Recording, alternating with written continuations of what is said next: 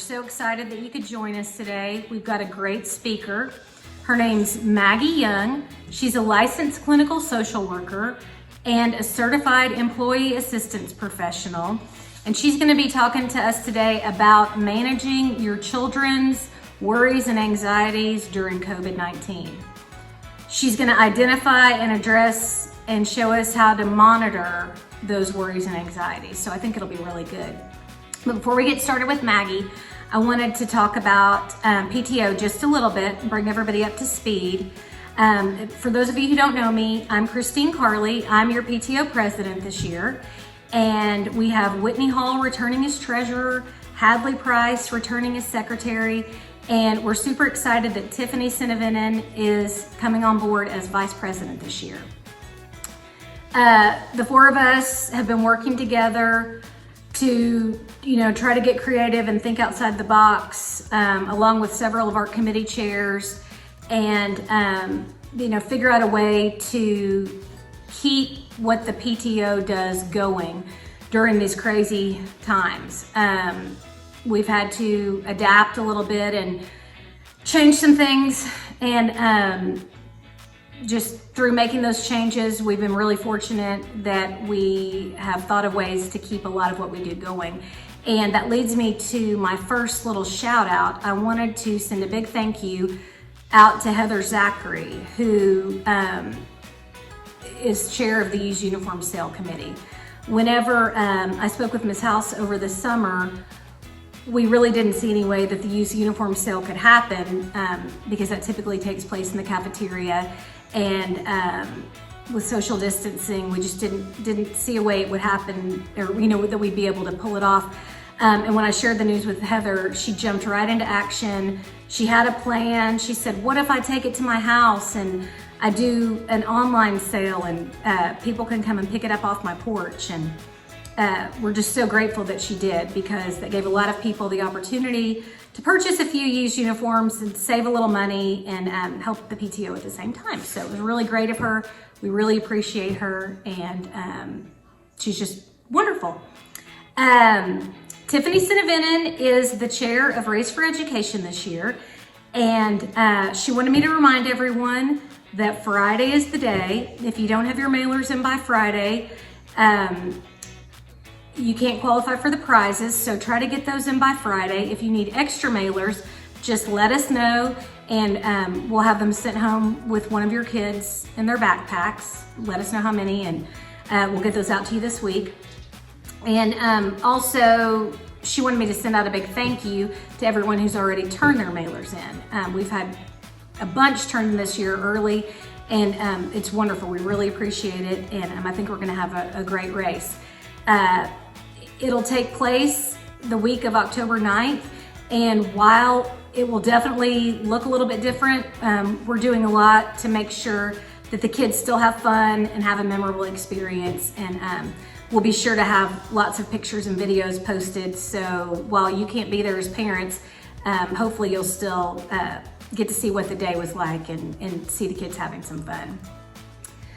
The next reminder is from Vanessa McDaniel. She is in charge of ordering the fleece, and today actually is the last day to submit orders for fleece, at least for this first wave of fleece orders. So she orders them throughout the year, but if you're wanting fleece soon, and you want to get them in before it gets too cold, this would be the time to order. Those order forms are on the Christ the King School website in that little scroll down menu with the sign-up sheets. I think those have been there, I guess, since sign-up back before school started. Teacher appreciation lunch will look a little different this year. We're so excited that Tanya Franzetti has stepped up and is going to chair that committee. I know they're going to be great. We want to make sure that the teachers feel super appreciated and the staff feels appreciated. They've worked so hard just to get us where we are right now, and they continue to work hard every day. And this year we really want to make sure we do a lot to make them feel special. So look for a sign up for that. That luncheon is going to be, the first one is September 29th. So Tanya will send out something kind of letting everyone know what's going on, and if there's a theme or anything like that, she'll let you guys know, and everyone can hopefully sign up and contribute. PTO supplies. Barbara Day's done an excellent job of filling all the supply orders and making sure that everyone received the supplies that they ordered through pickup and in backpacks. And she wanted me to let everyone who ordered Camelback water bottles know that those will be in soon. And she placed an additional order, so we have some stock. So if anybody wants to place an order for the Camelback water bottles, you could do that at any time. And then she's got something special coming for us in October. Don't exactly know what that is yet, but I look forward to seeing that, and be sure you keep your eyes open and be on the lookout for something new in PTO supplies. Okay, so if anyone has any questions for me, if there's a committee you would like to join or any information about PTO, I'm going to send out an email, a follow-up email with this information, and I'll have my email address and my phone number included. Feel free to call me, text me, whatever, just reach out. And I'll get back to you, as quickly as possible. Also, if you have any questions for Maggie after her presentation, go ahead and email me those, and I'll submit those to her. And since we couldn't really do a Q&A, since we're not live with her, we thought that'd be the best way. So if you do have any questions, just email those to me, and I'll get those to Maggie, and we'll send out a follow-up email about her presentation with all the questions answered, and share those with everyone. So thank you so much, and without further ado, I want to introduce Maggie. As I mentioned before, Maggie Young, she is a licensed clinical social worker, a certified employee assistance professional with 20 plus years experience. She's the president of Little Rock-based Southwest EAP, the oldest and largest independent EAP in Arkansas. And she's a native of Pine Bluff. She received her undergraduate degree in psychology from Auburn University in 1994. And she has a master's in social work from the University of Alabama that she received in 1998.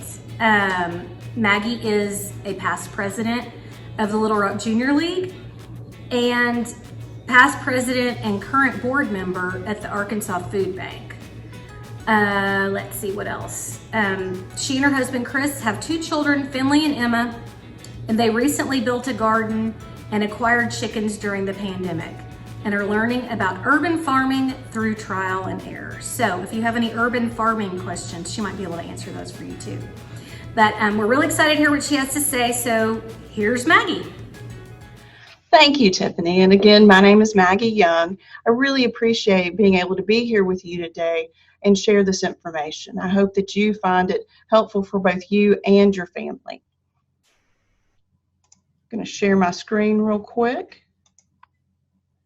So we're going to talk some about managing your children's worries and anxieties during COVID-19. I think it's pretty familiar ground, worries and anxiety at this point for most of us.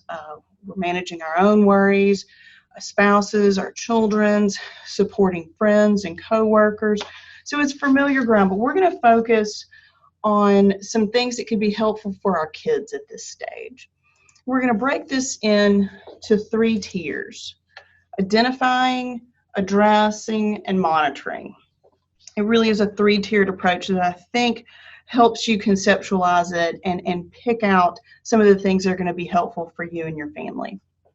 So identifying is knowing those signs for our kids. Addressing is involving them in those solutions, and then monitor, staying aware as things continue to change. So let's start with identify.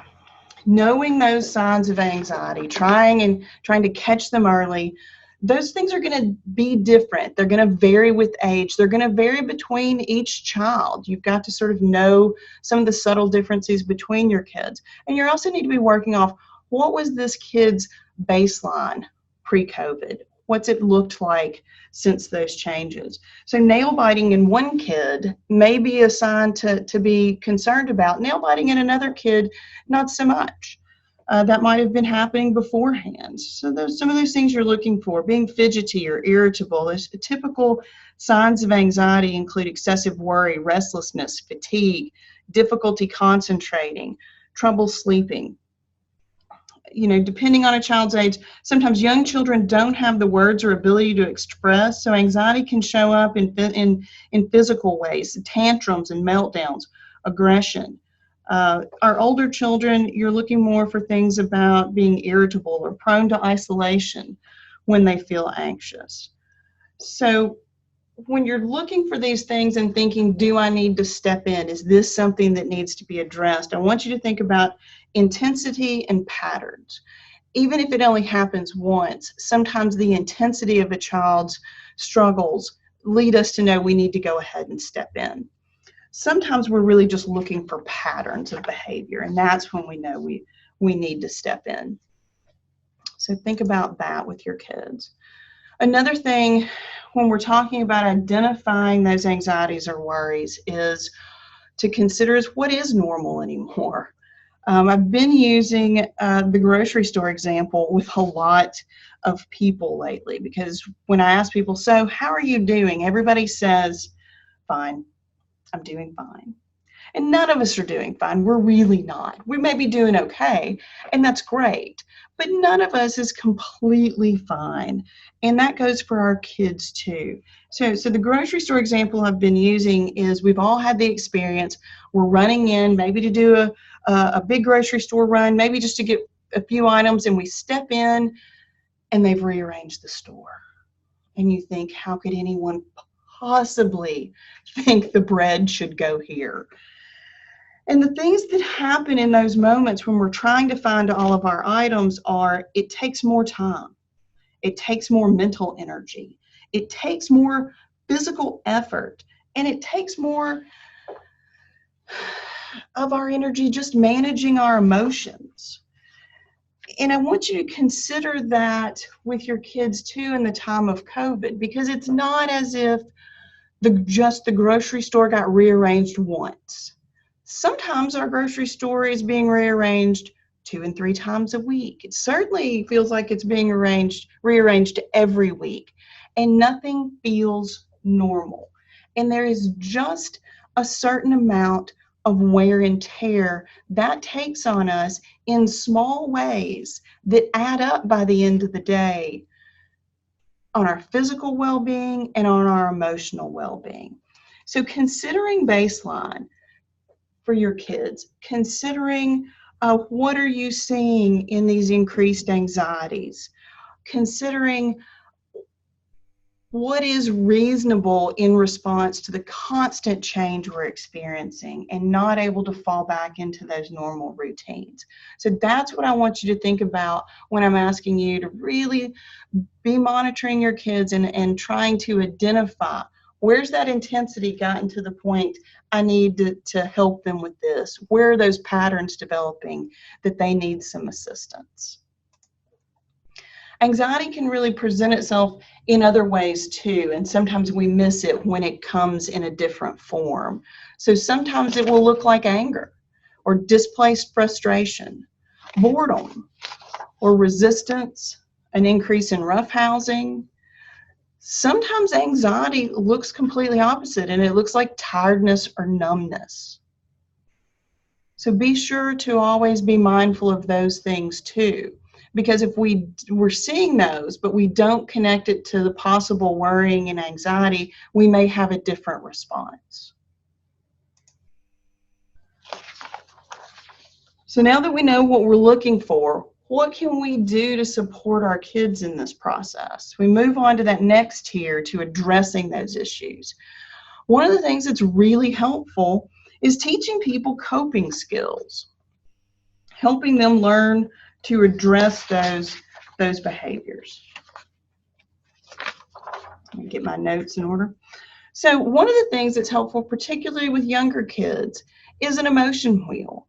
So we've got on the outside of the wheel excited, happy, disgust, anger, sad, scared, those basic emotions that are easy to identify. But the wheel helps us push down further. It helps them more specifically identify those feelings, and we can support them in that process and help them be able to understand what they're feeling and why they're feeling that. Another coping skills is deep breathing, and a lot of people use different counts for deep breathing. I find that when I'm needing to do deep breathing, counting isn't always that helpful to me. So what I teach, particularly with kids, but with adults too, is just breathe in like you're smelling flowers and breathe out like you're blowing out candles. And I think those are experiences that people can connect with, and practicing this with your kids is helpful. Another coping skill you can use is mindfulness exercises. And these can actually take the form of fun activities and games. A mindfulness exercise is really meant to bring you very quickly and specifically back into a present focus. So you let go of what's happened in the past that has you upset, and you stop worrying about your fears for the future, and you just get to the present. The point of that is, in the present is where we have the most control. But some of the mindfulness exercises you can do with kids really can take the form of fun and games. So you can ask a child to start to strike fun poses, like give me your best superhero pose, give me your best funny face, give me your best ballerina pose. And you can have them involved in that physical activity that sort of brings them to present. Drawing can also be a helpful mindless activity. Jigsaw puzzles can be a lot of fun and help focus people in the present. It's engaging enough with the brain and spatial and hand activities that it really does help people focus in the present. So having some of those things at the ready could be a support system for your kids as well. Teaching them relaxation, progressive relaxation, stretching, yoga with kids can be helpful. These are all good coping skills to have. And then modeling these. I think sometimes we have things planned out for our kids, but we forget that the most important way that we teach them is by modeling with our own behavior. And so letting them see that there are moments where you feel overwhelmed, that you are stressed, that you are worried, and then that you will reach out with some of these coping skills to help yourself settle down and get back into a more emotionally healthy place. So modeling some of these behaviors and letting them see that. It really is an opportunity for us to be teaching our kids resiliency, and that's really the capacity to recover from difficulty. It can be helpful in managing the stress and worry of COVID, but it's also an incredible life skill that they'll then take forward and can be very meaningful for them. Another way we can address some of our worries and anxieties is really staying connected with others. Okay, last spring, that was a pretty abrupt departure. None of us had planned for that kind of separation, and it took its toll. And in moving forward, it's a bit unclear if we'll need to go back home. Some folks are already at home doing e-learning. So how do we stay connected with others in this uncertain time? So look and keep opportunities for talking and sharing with family and friends. And make sure that you're getting your kids involved in activities where if we do all have to return home for a bit, there's some continuity of that. Okay. That can be different. I want to point out that can be different, and the need to stay connected can be different for introverts and extroverts. So I have two children, and I have an introvert and I have an extrovert, and their need to stay connected looked very different when we were all home, and I had to address that differently for each kid. So staying connected looks different depending on the kid's age and the kid's personalities. But look for those activities that even if we do all have to pull back and be at home more often, can stay consistent for them, and they can continue to be connected. Another thing we can do to address worries and anxiety is limiting their screen time in media. The news media, social media, they're very overwhelmingly negative. I think the term doom scrolling has evolved during all this time, because sometimes you can just scroll endlessly and it is bad news. Video games are well-documented games and apps to sometimes have an overstimulating quality that can be problematic on its own. And even if that's approved content, overdoing that screen time sets them up to be vulnerable to some of those anxieties and alter their mood. It was interesting. We all haven't been in school very long, and yet at our office we had a noted increase in calls with primarily preteen and teen boys having mood swings and really negative overall behavior at the start of school. And as we dove into that deeper, what we realized was these parents were almost to a T describing the signs and symptoms of detoxing from video games and from too much screen time. And really the new change in schedule was going to solve a lot of those problems, but really it was a detox that their brain was going through from that overstimulation. So that can have a negative impact, and it's something that we've got to be mindful of. Another thing is encouraging positive thinking, helping people reframe negative thoughts. I think that there have been times where we all could benefit from that, but helping your children really understand the difference between facts, feelings, and what ifs. And what ifs are really fears. So what if this happens? What if that happens? Sort of reframe that in your head where they're saying that that's something they're afraid of. They're fearing the possibility of that. Some things that can be helpful for this are including daily gratitudes and appreciation in your time together. Some things that we've done in our own family, and I've certainly used with plenty of clients, is set questions for the dinner table.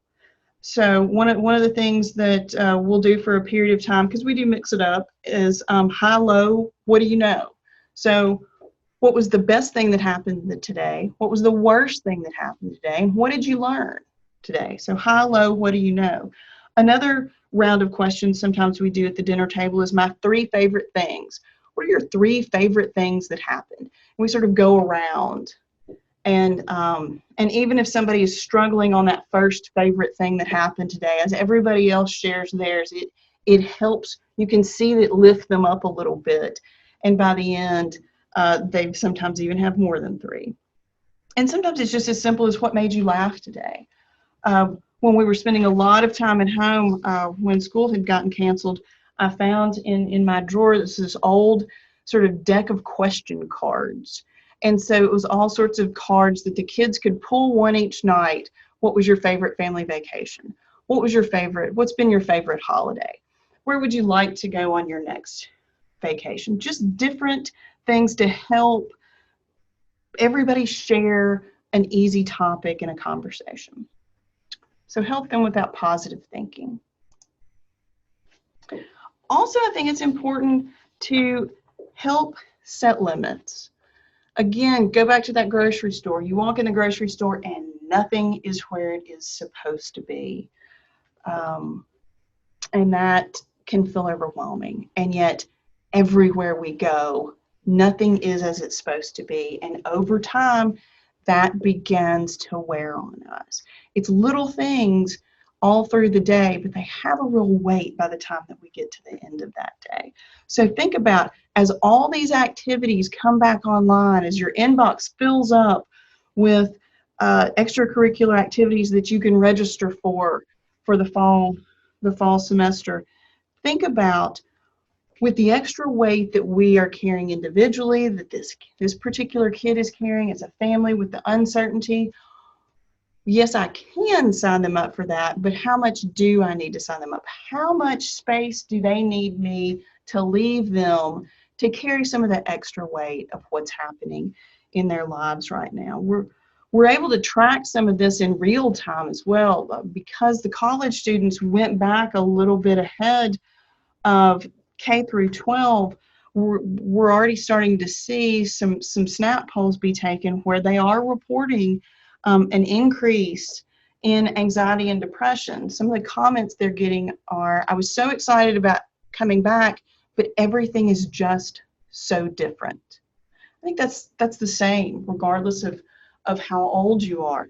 Everything is just so different. Our kids don't eat lunch the same. They don't, when they're at school, they don't walk down the hall the same. Their classes are different. Some of their classmates are there, some aren't.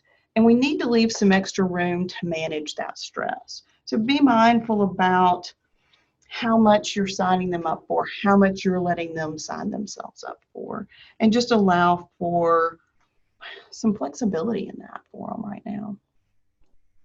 Before we move into monitor, because monitor can often just seem like, hey, after you've done this, after you're identifying if there's something to address, after you're addressing it, just monitor the situation, keep an eye on it.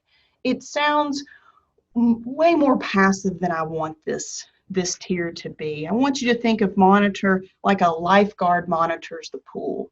They are sitting there and everything looks normal, but they are constantly scanning. They have a process they go through where they're looking at certain areas. They've created a system of how they're managing that space. So I want you to think of monitor in a much more active way than you might, okay? And we talked about when you're identifying those issues that we're looking for things that are either an intense response, and that's when we know when to step in and address, or it's a pattern of behavior, and that's when we know when to step in and address. But what do we do just when our kids are just overwhelmed in just an average day? That's where the monitor comes in. That's where you're just handling sort of the small bumps that happen to all of us in this time. And I want to give you 3 things to think about during the monitoring phase of how to address these smaller things that pop up. Patience, grace, and support. Just about every day, regardless, all the people in your sphere, regardless, your kids, your spouse, your friends, your coworkers, think about walking with them with patience and grace and support, okay? So keeping those things in mind, let's talk about the monitor tier. Check in frequently and listen. You're not listening for anything specific at this point. Just holding space for whatever is there, okay? Ensure you're hearing what they say. Remember, anxiety and fear sometimes looks different. It sometimes comes out as anger. It sometimes comes out as boredom. So make sure you're really paying attention to what's there. Validate and normalize their feelings. It's normal to feel overwhelmed at this point. Going back to school after 5 months, it's hard to get back in that rhythm, okay? Ask how you can best encourage them when they don't feel good. They may surprise you with a great, perfect plan. A lot of times a good time for this checking in frequently and listening is the dinner table. Everybody sitting around a common space, making eye contact, no distractions of TV, no distractions of phone, and understanding that you'll catch a call later, this blocked out time and just where the family is connecting. In busy lives, sometimes I hear there's no way we can eat dinner together, and I think that's fine. Try breakfast. It doesn't even have to be a meal, although I think there's some helpful components to that, but some type of shared activity where you're blocking other things out, where you're making eye contact, and nobody has to fight to be seen or heard. It just holds space for whatever you bring, okay? So that's really helpful. And sometimes you're going to need those individual check-ins too, and those are going to be different for each kid. I'll give you a personal example. Again, I have an introvert and I have an extrovert. My introvert, I check in with about 5 minutes before bedtime. I go in, I sit down on the bed. How are you doing? How was your day? Not that I haven't already asked those questions, but after having a lot of downtime, eating dinner, getting homework done, that introvert needs that individual time to let everything sift through. And they can manage a ton of that if you'll just give them some space. What's left over after they have tried to sift through everything, that's what I want to check in on. That's what I'm looking for. That's where I'm also looking again and checking the intensity of that, and are there patterns evolving in that. My extrovert, I can't check in with 5 minutes before bedtime. They have been going like a rocket that's been shot off. They have finally hit the wall. They are about to crash. And if you try and ask them how they feel, the world is ending. My extrovert, I have to get home, let them settle down, get them a snack, and then they will actually come find me. So there's a period about an hour before dinner where I just know I need to be available, and that kid's going to come find me, and that's the best time to check in. So it's going to be a little bit different, but make sure you're checking in frequently and listening. Creating and maintaining routines. In a changing world where the bread and the milk and the eggs are constantly moving their location, that can be hard. But creating and maintaining some of those daily routines. Be careful. If the situation changes, you can't take a routine and just drop it over the new situation. You've got to make some adjustments, but still having some type of a routine can be helpful, particularly for sleep, eating, scheduling activities. If you've got a kid who can normally manage things on their own but is struggling, lists can be helpful, even if they didn't need them before. So some to-do lists and goal charts to help track progress a lot of times will help people keep on schedule, keep on those routines. Acknowledge those accomplishments. One good accomplishment can build right on top of the other. Somebody acknowledges that. That can really give kids the boost that they need. And modeling flexibility and adaptability when the schedule doesn't go as planned. Sometimes it's incredibly important when we're raising children to have schedules and routines. It is also important to know when to break the rule occasionally. So model that flexibility from time to time for them. And last we get to, sometimes we just don't know what to do. Sometimes these kids just stump us, and that's okay. We're learning as we go on too. And so know and be willing to know where that external help is, and be willing to seek that out if it's going to be helpful. What are your resources? Checking in with family, asking friends if they're experiencing some of those same situations with their kids and what's been helpful for them. Your school's going to have a ton of resources for you. Work may have some resources as well, but be willing to consider a higher level of assistance for you or others in your home if that's going to be helpful. So again, just to go back through things, we really took kind of a three-tiered approach to that. Identify what anxiety and worries look like in your kid. Have some of those go-tos ready if you need to step in and help them manage and address those situations. And then have a really great system for monitoring, and consider that monitoring in a very active way. On a day-to-day basis, my advice to you is just those times when we all get worn out and overwhelmed. Those are those times to just always approach that situation with patience and grace and support. It's not been a ton of fun. It's been difficult, but I truly think that we're all going to come out of this more resilient and able to meet new challenges. And I hope that we get to do that soon. But thank you for having me today, and I hope this has been helpful.